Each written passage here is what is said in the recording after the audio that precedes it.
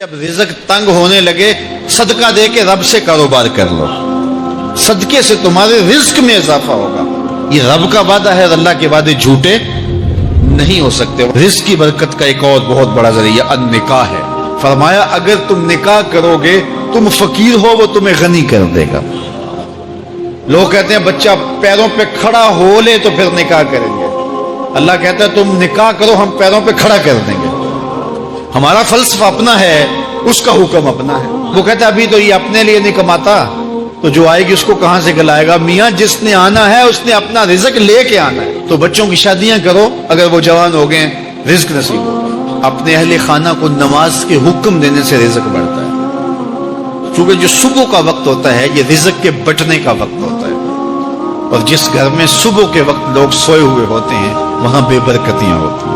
تو طلوع فجر سے لے کر کے طلوع آفتاب تک اپنی اولاد کو، بیوی کو، بچوں کو نہ سونے دیں۔ اس وقت رزق بٹنے کے لمحے ہوتے ہیں۔ کثیر دعائیں مانگیں، تلاوت کلام مجید پڑھیں، اور نماز فجر مرد حضرات مسجدوں میں جا کے باجماعت ادا کریں، اور گھروں میں جو ہے وہ بیٹیاں بہنیں مصلے بچھا لیں تو اللہ کی رحمتوں کا نزول ہوگا۔ اب ایک حدیث میں رزق کے اضافے کا ایک اور نسخہ ارشاد کیا گیا۔ میرے حضور نے فرمایا جو شخص یہ چاہتا ہے کہ اس کے رزق میں برکتیں ہو اور اس کی عمر میں اضافہ ہو تو وہ اپنے رشتہ داروں کے ساتھ سلوک اچھا کرے۔ رشتہ داروں کے ساتھ اگر اچھا سلوک کرو گے تو پھر تمہارے رزق میں برکت ہو۔ غریب ہیں تو ان کی مدد کرو، ان کی بیٹیوں کی شادیاں اپنے ذمے لے لو اگر اللہ نے آپ کو وسعت دی ہے، ان کی پریشانیاں بانٹ لو، ان کا قرضہ ہے تو اتارنے کی کوشش کرو، ان کو مشکلات سے نکالنے کی کوشش کرو۔ تم ان کو مشکلات سے نکالو گے، اللہ تمہیں مشکلوں سے نکالے گا۔ تمہارے رزق میں بھی برکتیں ہوگی اور تمہارے مال میں بھی برکتیں ہوں۔ فرمایا بہتر صدقہ وہ ہے جو ناراض غریب رشتہ دار کو دیا جائے۔ اگر وہ پھنس گیا ہے، مجبور ہے، ناراض ہے، تو اس کو اگر دیں گے تمہارا نفس اس میں شامل نہیں ہوگا، تو یہ افضل صدقہ ہے جو ہر صورت میں قبول ہی قبول ہے۔ رزق کے اضافے کا ایک اور سبب الاحسان الی الضعفاء، جو کمزور لوگ ہیں ان کے ساتھ اس نے سلوک کرنا۔ الانفاق علی طلبۃ العلم، طالب علموں پہ خرچ کرنا، یہ بھی رزق میں اضافے کا سبب اور ذریعہ ہے۔ وہ حضرت بابا فرید نے کہا نا چھٹا رکن دین کا روٹی ہے۔ گھر میں کچھ نہ ہو تو پھر نہ نماز اور نہ ہی دیگر امور کی لذت آتی ہے، تو یہ رزق فراواں اور وسیع اور مبارک نصیب کر دے اللہ۔ تو اس کے لیے ایک اور وظیفہ میں دیتا ہوں، اور وہ یہ کہ مغرب کے بعد 21 مرتبہ سورۃ الکوثر پڑھ لیں، کثرت ہو جائے گی انشاءاللہ۔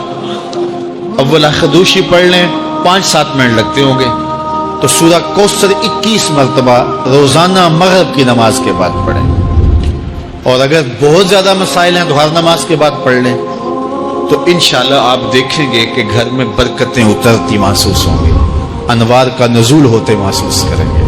تو یہ وہ رزق کے اسباب ہیں، اگر ہم اختیار کر لیں تو ہم اللہ کی خاص رحمتوں کے حقدار ہوں گے۔ اگر فن سے، علم سے آتا ہو رزق، تو میاں صاحب فرماتے ہیں بے وقوفاں دے نوکر ویکھے دانش مند سے آنے۔ بے وقوفاں دے نوکر ویکھے دانش مند سیانے۔ انگوٹھا چھاپ شخص ہوتا ہے اور MBA جو ہے تعلیم کے حامل، اس کے منشی بیٹھے ہوئے ہوتے ہیں، تو پھر اگر علم سے کمال آتا ہوتا تو جو ہے وہ فن سے دولت ملتی ہوتی، تو پھر اس انگوٹھا چھاپ کو کیسے ملتی؟ اور یہ جو اتنا تعلیم یافتہ ہے، ماہر معاشیات ہے، یہ تو تنخواہ پہ کام کر رہا ہے، اور وہ جو ہے وہ دولت کا اسے حساب ہی نہیں ہے کہ کتنی ہے۔ تو اس لیے اللہ فرماتا ہے کہ یہ مت سمجھو کہ یہ تمہارے فن کا کمال ہے، یہ تمہاری جو ہے وہ محنت کا نتیجہ ہے۔ اللہ فرماتا ہے اولم یعلموا، کیا انہیں نہیں پتا؟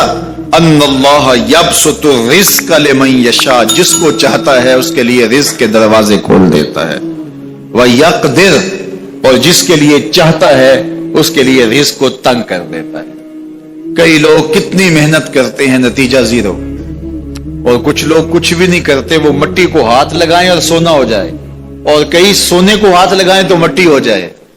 تو پھر کوئی طاقت کار فرما ہے نا، जो मट्टी को सोना बना देती है और सोने को मट्टी बना देती है, अल्लाह फरमाता है उसको पहचानो, वो कौन है, वो तुम्हारा रब है। मोमिन का तवक्कुल और मोमिन का भरोसा अल्लाह की जात पे होना चाहिए। जब हम अल्लाह की जात पे अपना मुकम्मल भरोसा, जिसे तवक्कुल कहते हैं, कायम कर लेंगे, तो मेरे और आपके आका और मौला ने इरशाद फरमाया कि अगर तुम अल्लाह पर तवक्कुल का जो हक है वो अदा कर दो, तो वो तुम्हें ऐसे रिस्क अता करे जैसे परिंदों को अता करता है। जब घर से निकलते हैं तो उस वक्त वो खाली पेट होते हैं, और जब वापस आते हैं तो कभी भी कोई जानवर भूखा वापस नहीं आया, और सबसे अच्छा खाते भी ये। हमारे इलाके में तो ज्यादा बागात नहीं है, अमरूद के बागात हमारे इलाके में पाए जाते हैं। तो अमरूद के बाग में जो अगर कोई देहात का शख्स हो या जिसका अमरूदों का बाग हो या अमरूदों के बाग में उसका आना जाना रहा हो, उससे पूछिए कि सबसे अच्छा फल अमरूद के पेड़ पे अच्छा दाना कौन सा होता है। कोई आपको कहे कि यार अमरूद तोड़ के लाओ, मीठा हो और जो है वो पका हुआ हो और जायकेदार हो, तो वो जाओ तोड़ के लाओ। तो कोई मुझे अगर कहे तो मैं जब अमरूद तोड़ के लाऊंगा तो कभी फीका नहीं होगा, मैं अमरूद तोड़ के लाऊंगा तो कभी बद जायका नहीं होगा। आप मुझे पूछें कि आपके पास क्या फन है, मेरे पास फन ये है कि मैंने अमरूदों के बागों में जो है वो बचपन गुजारा है, और मुझे पता है कि अच्छा और पक्का फल कौन सा होता है। देखो मैं आपको निशानी बता देता हूं। अब नई नस्ल उन्होंने तो नहीं देखा, आप बाग में जाएं और शाखों से लटके हुए अमरूद देखें। जिस अमरूद को तोते ने खा के छोड़ा हो उसको आप तोड़ लें, मीठा भी होगा, जायकेदार भी होगा, एक्सपोर्ट क्वालिटी से भी बेहतर होगा। सबसे अच्छा पूरे पौधे से जो सबसे अच्छा होगा वो उसको चूंच मारता है, और फिर सारा खाता भी नहीं है, थोड़ा सा लिया, नखरे वाला आगे बढ़ गया। अल्लाह अकबर। तो जो एक्सपोर्ट क्वालिटी होती है उससे भी बेहतर वो खाता है। तो ये अल्लाह पर तवक्कुल करने वाले, हमें तो पता होता है ना हमने दुकान पे जाना है, हमें पता होता है हमने फैक्ट्री काम पे जाना है, हमने पता होता है हम वो दिहाड़ी फला जगह करने जाना है। उन्होंने कहीं उनका कोई ऐसा ठिया नहीं होता कि वहां जाना है। बन तवक्कुल पंछी उड़ दे, बन तवक्कुल पंछी उड़ दे, खर्च न पल्ले जेरा हूं, खर्च न पल्ले, कोई रासुल माल भी नहीं होता कि ये लगाएंगे फिर इस पे इतने पैसे आएंगे, असल हमारे होंगे, इतना नफा होगा, ऐसा नहीं है। घर से निकलते हैं तो खाली पेट होते हैं, और जब वापस आते हैं तो पेट भरे हुए होते हैं। मेरे और आपके आका और मौला ने कहा, मुझे पूरा यकीन है इस पे, और आपको भी पूरा यकीन होना चाहिए, इंशाल्लाह होगा, कि मेरे हुजूर ने फरमाया कि अल्लाह पर जो तवक्कुल है वो हक अदा करो, फिर वो तुम्हें ऐसे रिस्क देगा जैसे परिंदों को देता है, तुम्हें परिंदों को देता है। एक्सपोर्ट क्वालिटी, मन कान लिल्लाह कान अल्लाहु लहू, फरमाया तुम उसके हो जाओ वो तुम्हारा हो जाएगा। अल्लाह ने तुम्हें पैसे दिए हैं, नई गाड़ी तुमने खरीदी है, छोटे बच्चे का जूता क्यों बांध दिया आगे तुमने? जूता बांधने से अगर ये एक्सीडेंट से, हादसे से गाड़ी बच सकती होती है तो फिर पाकिस्तान के जितने पीआईए के जहाज हैं सब पर बांध देने चाहिए, सब पे जूते लटके हुए। अजीब तुमने फलसफा तराशा, किसी ने जो है वो काली रंग की पट्टी बांध दी नीचे, जिससे इसको नजर नहीं लगेगी। घोड़े के पांव के नीचे जो खुरी लगी हुई होती है, कुछ लोगों ने अपने घरों में वो बांधी हुई होती है कि इससे हमारे घर के अंदर कोई मुसीबत नहीं आएगी, कोई तकलीफ नहीं आएगी। किसी ने हंडिया अपने घर के ऊपर उल्टी रखी हुई होती है, ये हंडिया बचा लेगी, और मियां हंडिया क्या बचाएगी तुझे?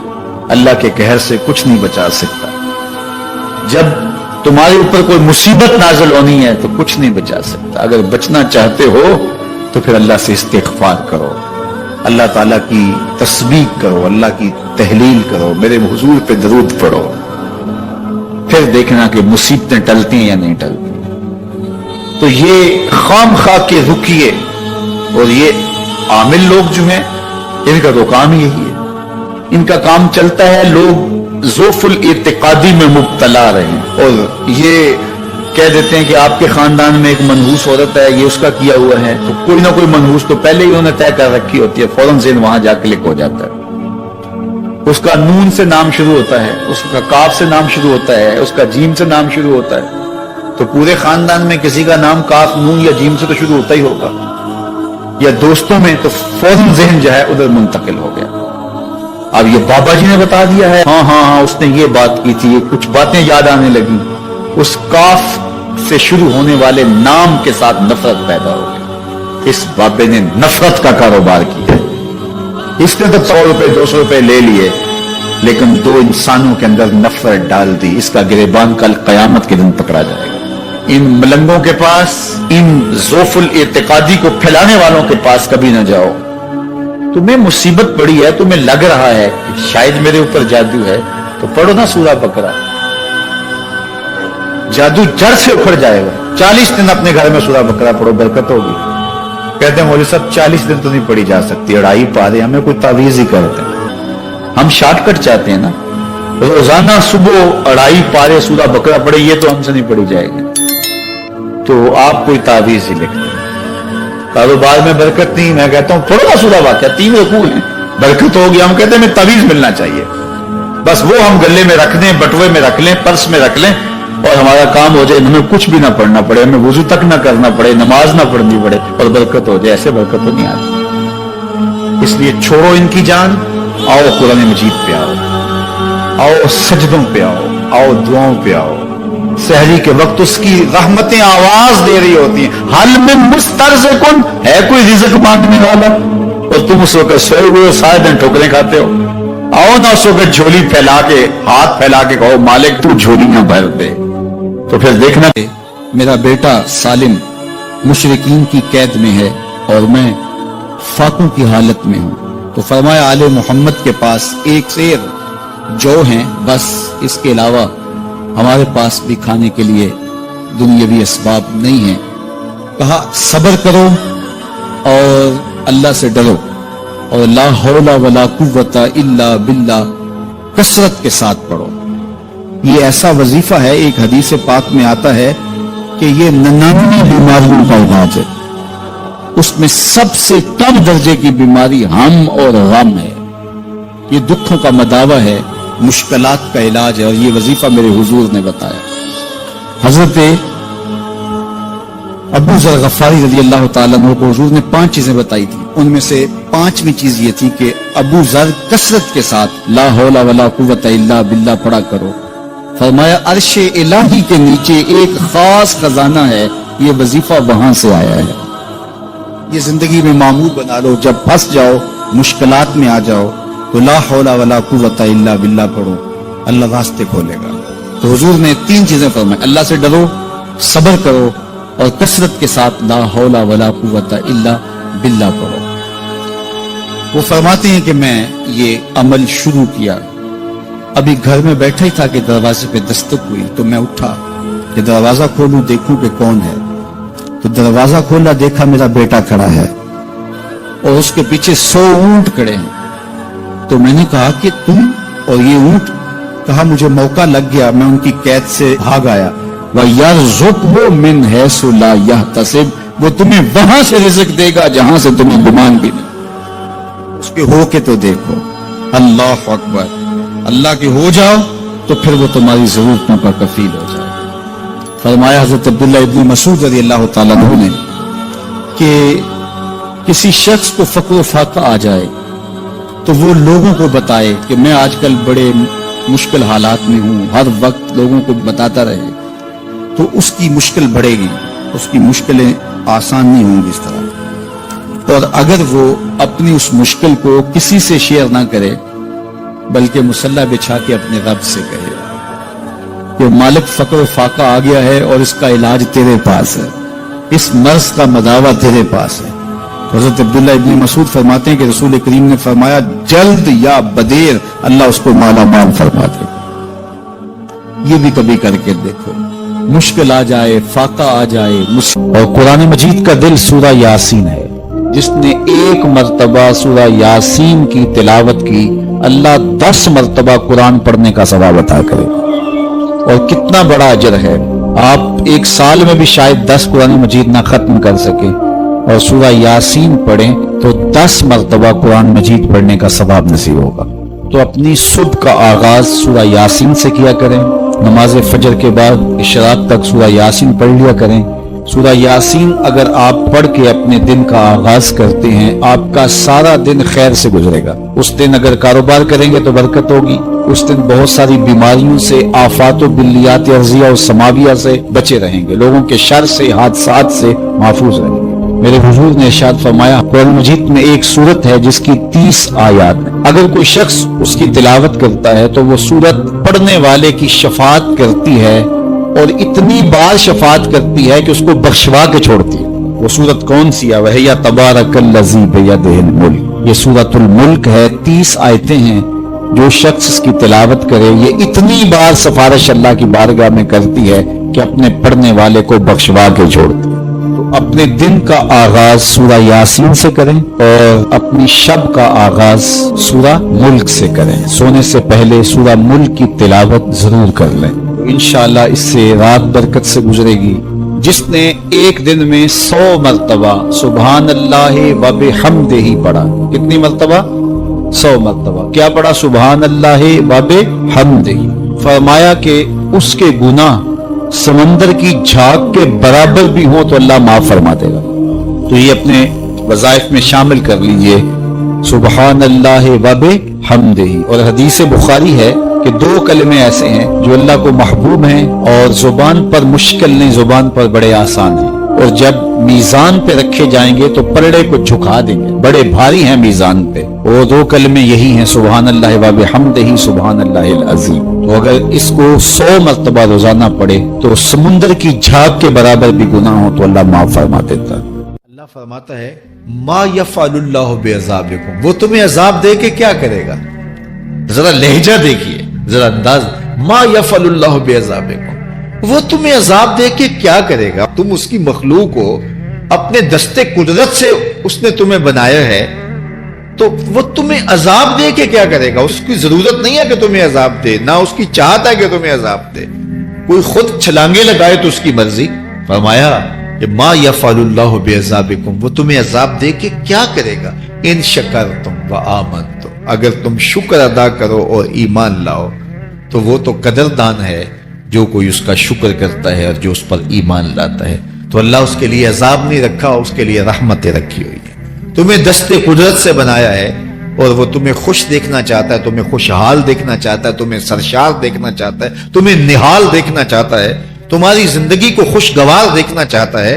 تم نے اپنے آپ کو خود اپنے اعمال کی وجہ سے مصیبتوں میں ڈالا ہے، تو کہا شکر کرنے کی عادت ڈال لو، دیکھنا پھر اللہ تعالیٰ جل شانہ کی رحمتیں تمہارے اوپر کس طرح اترتی ہیں، اس کی نوازشیں تمہارے اوپر کیسے برستی ہیں۔ توکل اگر ہم سیکھ جائیں تو توکل ایک ایسی دولت ہے کہ جو خوشحال زندگی کی ضمانت بنتی۔ جب ہم اللہ پر توکل نہیں کرتے اور ہم سمجھتے ہیں یہ سب کچھ ہماری محنت کا نتیجہ ہی ہوگا، اور نتیجہ جب نہیں آتا تو پھر ہم بے چین مضطرب ہو جاتے ہیں، اور جب ہم اس پہ توکل کر لیں تو پھر ہمارا صرف اتنا ہی کام ہے کہ میاں ہم یہ کام کر رہے ہیں، بس یہ حکم، ہم بیج بو رہے ہیں، بس یہ حکم ہے اور بو رہے ہیں، باقی اس پہ بھروسہ ہے، یہ کام اس کا ہے کہ اس نے اس کو اگانا ہے، اس کے اوپر پھل لگانے ہیں۔ تو جب اس پہ توکل ہو جائے تو بندہ سوکھا رہتا ہے، ورنہ بندہ مشکل میں مبتلا ہو جاتا ہے۔ بسا اوقات ایسا ہوتا ہے کہ بندہ ایک منصوبہ تیار کرتا ہے، اس کا عملی نتیجہ اس کو سامنے نظر آ رہا ہوتا ہے، لیکن نتیجہ بالکل الٹ جاتا ہے۔ سید علی المرتضیٰ فرماتے ہیں میں نے اپنے ارادوں کی شکست سے ہی اپنے رب کو پہچانا ہے، کہ میں ایک منصوبہ تراشتا ہوں کہ یہ اور یوں ہوگا اور وہ ہونا چاہیے، لیکن نتیجہ وہ نہیں آتا، تو کوئی طاقت ہے اس کا جو نتیجہ بدل دیتی ہے۔ تو بندہ اس طاقت پہ یقین کرتے، اس پہ توکل کر کے جو ہے وہ اس پہ بھروسہ کر لے تو زندگی سوکھی ہو جاتی ہے۔ مغرب میں جو اللہ پر یقین نہیں رکھتے وہ خودکشی کر لیتے ہیں کہ یہ کیوں ہو گیا، ایسا نہیں ہونا چاہیے تھا، لیکن ہم خودکشی اس لیے نہیں کرتے، ہم کہتے ہیں میرا رب جس طرح چاہے اس طرح ہی ہوتا ہے، جو اس نے طے کیا ہوا ہے وہ کر کے رہتا ہے، اس لیے تم اس پہ توکل کر لو اور اس پہ بھروسہ کرو۔ حضور علیہ الصلوۃ والسلام نے فرمایا لو انکم توکلون علی اللہ حق توکلہ، اللہ پر توکل کرنے کا جو حق ہے اگر تم وہ ادا کر دے تو فرمایا اللہ تمہیں ایسے رزق عطا کرے جیسے پرندوں کو عطا کرے۔ ہمارا تو کاروبار ہے، یہ فیکٹری ہے، یہ دکان ہے، یہ ہماری نوکری ہے، ہم نے یہاں سے کمائی کرنی ہے. پرندوں کا کوئی کاروبار نہیں ہوتا, کوئی نوکری نہیں ہوتی, کوئی ٹھیا, کوئی اڈا نہیں ہوتا جہاں جا کے انہوں نے رزق کے لیے کوئی آغاز کرنا ہوتا ہے. بلکہ حضور نے فرمایا تغدو خماسا وتروح بطانا, جب وہ صبح گھر سے نکلتے ہیں تو خالی پیٹ نکلتے ہیں اور انہیں کوئی اپنی منزل کا تعین نہیں ہوتا, جدھر خیال آیا اڑ گئے ادھر. لیکن کبھی ایسا نہیں ہوا کہ شام کو خالی پیٹ واپس آئے. کہا وہ پیٹ بھر کے آتے ہیں. باہو بولے بن توکل پنچھی اڑ دے, خرچ نہ پلے زیرا ہو. جب گھر سے اڑتے ہیں تو ان کے پلے نہ کوئی خرچ ہوتا ہے, نہ راس المال ہوتا ہے, نہ کوئی اوزار ہوتے ہیں, نہ کوئی ہتھیار ہوتے ہیں, کچھ بھی نہیں ہوتا. یوں ہی گھر سے نکلتے ہیں, کبھی بھی خالی پیٹ نہیں آئے. فرمایا اگر اللہ پہ پرندے توکل کر لیں تو اللہ اسے بھی عطا کرتا ہے, تم توکل کرو گے تو تمہیں عطا نہیں کرے گا. اور یہ بات پکی ہے کہ آپ جب راہ خدا میں دیتے ہیں تو آپ کے رزق میں, مال میں کبھی کمی نہیں آتی. اللہ کے محبوب نے 3 چیزیں قسم کر کے کہی.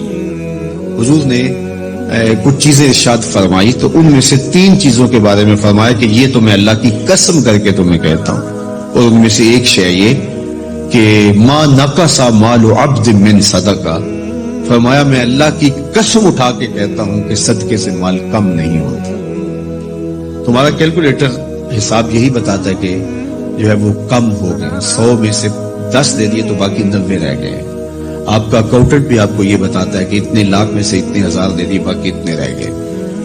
لیکن میرے حضور نے کہا میں اللہ کی قسم اٹھاتا ہوں کہ صدقے سے مال کم نہیں ہوتا. دوسری بات فرمائی کہ جو شخص مانگنا شروع کر دیتا ہے, سوال کا دروازہ کھول دیتا ہے, اس کی کمی پوری نہیں ہوتی. یہ بھی میں اللہ کی قسم اٹھاتا ہوں. اور تیسری بات میرے حضور نے قسم فرما کے یہ کہی کہ جو شخص کسی کو معاف کر دیتا ہے, کسی نے کوئی زیادتی کی وہ معاف کر دیتا ہے, تو حضور فرماتے ہیں میں اللہ کی قسم اٹھا کے کہتا ہوں اس کی عزت میں فرق نہیں آئے گا. تو یہ 3 چیزیں حضور نے قسم کر کے فرمائی. تو اس لیے ہم اپنے ہمسایوں کو دیکھیں, ان کی ضروریات کا خیال رکھیں. تو حضور کی سیرت کا یہ عنوان جو حضرت خدیجہ الکبریٰ سے بہتر کون جانتا تھا, اپنا سارا مال انہوں نے حضور کو پیش کر دیا جب نکاح ہوا حضور سے کہ حضور اب یہ میرا نہیں یہ آپ کا ہے. اور وہ سارا مال حضور نے لوگوں میں بانٹ دیا, ضرورت مندوں کی کفالت کرتے رہے. تو کہا وَتَحْمِلُ الْكَلَّةَ, آپ لاچاروں کا بوجھ اٹھاتے ہیں, وَتَقْسِبُ الْمَعْدُومَ, اور جن کا کوئی نہیں ہے آپ ان کے کفیل بن جاتے ہیں اور آپ کمائی کر کے ان کے گھر کی ضروریات کو پورا کرتے ہیں. وَتَقْرِ الضَّيْفَ, اور آپ کی یہ خوبی ہے کہ آپ مہمان نواز ہیں. مہمان نوازی آپ کا شعار ہے, آپ کا طرز زندگی ہے. اور مہمان کو جو کھلایا جاتا ہے اس کا حساب بھی نہیں ہوتا, اور مہمان کے ساتھ جو بیٹھ کے کھایا جاتا ہے اس کا بھی حساب نہیں ہوتا. اور مہمان اپنا رزق خود لے کے آتا ہے اور برکت چھوڑ کے جاتا ہے. تو مہمان کو کبھی بھی بوجھ نہیں سمجھنا چاہیے. تو کہا کہ اور تیسری اور آخری بات فرمائی وَتَعِينُ عَلَى نَوَائِبِ الْحَقِّ, جو لوگ مشکلات میں پھنسے ہوتے ہیں, مصیبت میں پھنس جاتے ہیں, مسائل میں گھر جاتے ہیں, آپ ان کی مدد کرتے ہیں. ابھی حضور اعلان نبوت نہیں کیا, ابھی پہلی وحی نازل ہوئی ہے, تو حضور کی ماضی کی سیرت کو حضرت خدیجہ الکبریٰ لوگوں کے سامنے رکھیں. آپ اس سے بھی پیچھے چلے جائیے. جب شب ابی طالب میں حضور کو حضور کے خاندان سمیت محصور کر دیا گیا, قریش مکہ نے حضور کو روکنے کے لیے بڑی کوششیں کی, لیکن حق کا یہ مسافر کبھی بھی رکنے والا نہیں تھا. بلکہ حضور کے چچا کو بلا کے کہا کہ اپنے بھتیجے سے پوچھو کہ تمہارا مسئلہ کیا ہے. دولت مال چاہیے تو ہمسائے لوگ مل کے اتنی دولت ان کو دے دیتے ہیں کہ کوئی کمی نہیں رہے گی. اور اگر کسی خاتون سے نکاح کرنے کی آرزو دل کے کسی گوشے میں ہو تو وہ بھی بتائیے. کسی سردار کی بیٹی سے نکاح کرنا چاہیں تو ہم اس کے لیے بھی حاضر ہیں, لیکن یہ بتوں کی مخالفت چھوڑ دی جائے. تو جب بہت ساری باتیں کی سب نے مل کے کی اور جو ہے وہ دباؤ بھی ڈالا کہ اگر نہیں یہ کرتے تو پھر حالات کی تلخیاں اور جو کچھ ہے وہ آپ کے سر پہ ہوں گی. تو حضور کے چچا جناب ابو طالب حضور کے پاس آئے تو ان کی طبیعت پر کچھ بوجھ تھا. تو انہوں نے کہا کہ بھتیجے میں اکیلا اتنے قبائل کے ساتھ لڑائی کا بوجھ نہیں اٹھا سکا, میری کمر کمزور ہے. تو حضور علیہ الصلوۃ والسلام کی خدمت میں انہوں نے کہا کہ وہ تو اس طرح کی باتیں کر رہے ہیں. تو آقا کریم نے جو جواب دیا وہ سنیے. آپ نے فرمایا یا امی لو وضع الشمس فی یمینی والقمر علی یساری، اگر وہ سورج میرے دائیں ہاتھ میں رکھ دیں اور چاند کو لا کے میرے بائیں ہاتھ میں رکھ دیں اور دنیا بھر کے خزانے میرے قدموں میں ڈھیر کر دیں، میں کبھی بھی حق کو باطل اور باطل کو حق نہیں کہہ سکتا۔ یہ وہ چیز ہے جہاں پر ہمیں کھڑا ہونا چاہیے۔ یہ رشوت کیا ہوتی ہے؟ ہم اداروں میں افسر بن کے بیٹھتے ہیں اور ہم کسی ذمہ دار منصب پہ بیٹھتے ہیں تو ہمیں چند ٹگوں سے کوئی خرید لیتا ہے، ہمارا ضمیر پھر کہاں ہوتا ہے؟ کائنات کی نعمتیں اس کو پیشکش کی جا رہی ہیں جو پیدا ہوا تو باپ کا سایہ سر پہ نہیں ہے، 6 سال کی عمر ہے تو ماں انتقال کر گئی ہے، یہ حالت ہے۔ لیکن کہا جا رہا ہے کہ جناب آپ کو جو چاہیے ہم فراہم کرتے ہیں، لیکن کہا لو وضع الشمس فی یمینی، اگر وہ سورج کو میرے دائیں ہاتھ میں رکھ دیں اور چاند کو میرے بائیں ہاتھ میں رکھ دیں اور میرے پاؤں میں کائنات کے خزانے لا کے دولت قارون بھی رکھ دیں، لیکن میں پھر بھی حق کو حق کہوں گا، باطل کو باطل کہوں گا، تو میں چند ٹگوں پہ اپنی ضمیر کا سودا کیسے کر سکتا ہوں اگر میں رسول اللہ کو مانتا ہوں، اگر میں حضور علیہ الصلوۃ والسلام کا فالوور ہوں، اگر میں ان کا امتی ہوں، ان کا غلام ہوں، ان کا عاشق ہوں، تو پھر میں کیوں اپنے ملک کو بیچوں، میں کیوں عدل کو بیچوں، میں کیوں انصاف کو بیچوں، میں کیوں اپنے منصب کو بیچوں، میں کیوں لوگوں کے حق غصب کروں، لوگوں پر زیادتیاں کروں، میں دیوار رکھتے ہوئے ہمسائے کے 2 انچ دبانے کے لیے اپنی ضمیر کا سودا کر لوں، میز کے اوپر سے رشوت پکڑوں یا نیچے سے پکڑوں، فرق نہیں پڑتا اس سے، میں اپنی ضمیر کا سودا کیا ہے اور برسرے بازار کیا ہے اور بہت سستا بیچا ہے میں نے اپنے آپ کو۔ وہ کیا کسی نے کہا تھا کہ ہر دو عالم قیمت خود گفتائی، نرخ بالا کن کہ ارزانی ہنوز، 2 جہاں کو تو نے اپنی قیمت بتایا ہے، اپنا نرخ بتایا ہے کہ 2 جہاں میری قیمت لگتی ہے، کہا قیمت بڑا ابھی سستا بک رہا ہے، یہ ساری کائنات تیری قیمت لگا دی جائے لیکن تیری قیمت پھر بھی نہیں ہے اور تو سستا بک رہا ہے، نرخ بالا کن کے ارزانی ہنوز، تیری قیمت جو ہے وہ یہ 2 جہاں نہیں ہے، تیری قیمت صرف تیرے رب کی رضا ہے۔ تو کہا کہ میں کبھی بھی، تو یہ حضور علیہ الصلوۃ والسلام کی زندگی تھی۔ خیر انہوں نے جب کہا کہ میں تو نہیں تمہاری بات کو ماننے والا، تو پھر انہوں نے سماجی بائیکاٹ کر دیا، سوشل بائیکاٹ کر دیا اور حضور کو شب ابی طالب میں مقید کر دیا۔ تو حضور کے چچا نے اس وقت ایک قصیدہ لکھا حضور کے نام، چونکہ یہ پانی نہیں پہنچنے دیتے تھے، غلہ نہیں پہنچنے دیتے، کوئی باہر سے بھی آتا تاجر تو اس کا غلہ خود خرید لیتے کہ کہیں وہ بنو ہاشم کے پاس نہ چلا جائے، اور وہ خرید کے اپنی زندگی اور موت کے درمیان جو ٹوٹتا ہوا رشتہ ہے جو ہے وہ اس کو کہیں بچا نہ پائیں۔ تو حضور کے چچا نے ایک ماضی کا واقعہ قریش کو یاد دلایا اس قصیدے میں۔ ہوا اس طرح کہ حضور کی عمر تھی کوئی 9 سال یا 8 سال کہ مکے میں قحط پڑ گیا، تو حضور کے چچا کے پاس لوگ آئے کہ قحط پڑ گیا ہے اور آپ اولاد اسماعیل سے ہیں، تو اللہ کی بارگاہ میں دعا کیجئے کوئی بارش کے آثار پیدا ہوں اور کوئی سبزہ پیدا ہو۔ آپ نے فرمایا تم بھی سین حرم میں پہنچ جاؤ، میں بھی پہنچ جاتا ہوں، وہاں اللہ کی بارگاہ میں دعا کرتے ہیں۔ خیر لوگ جمع ہو گئے تو حضور کو ساتھ لیا حضور کے چچا نے اور سین حرم میں پہنچے اور کعبۃ اللہ کی دیوار کے ساتھ حضور کو یوں کھڑا کیا کہ حضور کی پشت کعبہ کی دیوار کے ساتھ لگ رہی تھی اور رخ لوگوں کی طرف تھا۔ تو جب یوں حضور کھڑے ہو گئے تو حضور کے چچا نے ایسے ہاتھ پھیلا کے کہا اے اللہ اس بری رنگت والے کے صدقے بارش نازل کر دے۔ راوی کہتا ہے ابن عساکر نے لکھا ہے، باقی لوگوں نے بھی لکھا ہے کہ ابھی جو ہے وہ لوگ گھروں کو نہیں پہنچے تھے کہ چھم چھم میہ برسنے لگا اور لوگ بھیگ کے گھروں کو گئے اور اتنا سبزہ ہوا کہ لوگ خوشحال ہو گئے۔ تو آج جب حضور علیہ السلام اور حضور کے خاندان کو شب ابی طالب میں مقید کر دیا گیا تو کچھ پہنچنے بھی نہ دیا جاتا، تو حضور کے چچا نے یہ پرانا واقعہ قریش کو یاد دلاتے ہوئے کہا وَأَبْيَضُ يُسْتَسْقَى الْغَمَامُ بِوَجْهِهِ سِمَالُ الْيَتَامَى عِصْمَةٌ لِلْأَرَامِلِ، آج تم پانی نہیں پہنچنے دیتے، غلہ نہیں آنے دیتے، وہ واقعہ بھول گئے ہو جب قحط پڑا تھا اور نہ بارش برستی تھی نہ سبزہ اگ رہا تھا، جانوروں کی چھاتیاں بھی سوکھ گئی تھی، دودھ بھی نہیں مل رہا تھا، یہی میرا وہ گوری رنگت والا بھتیجا تھا جس کے چہرے کو دیکھ کے امٹ کے بادل آئے تھے.